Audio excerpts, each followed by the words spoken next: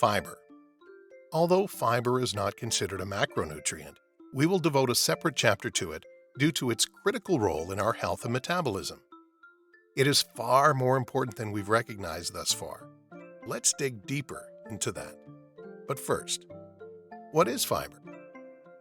Fiber is a carbohydrate that the human gastrointestinal system cannot absorb. So what's the point? Over millions of years, our intestine has developed a symbiosis with microbes that can and do use this fiber as energy.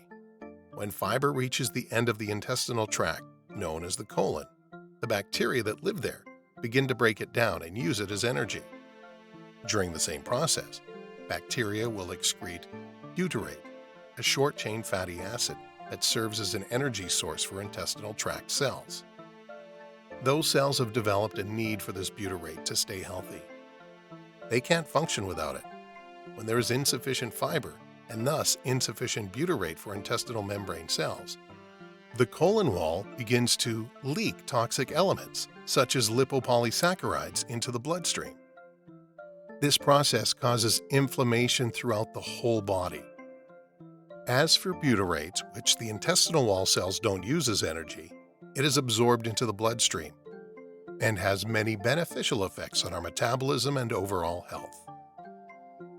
The second important function of fiber, water-soluble fiber, is that it causes a gel-like mass of food to pass through our intestinal system. That means that it slows down the absorption of nutrients. For example, carbohydrates that would normally absorb in 30 minutes will be stretched out to 2 to 3 hours inside the fiber gel mass. This has at least two significant advantages. We won't experience blood sugar and insulin spikes after eating, and hunger will be suppressed for much longer. The third and possibly most important factor is the hormonal effect. Did you know that our intestine secretes over 30 different hormones that are vital to our metabolism, keeping hunger at bay and overall health and well-being? For example, one of the most important hormones is the GLP-1 hormone, whose levels decline in metabolic syndrome and causes increased weight gain, hunger, and a role in developing type 2 diabetes.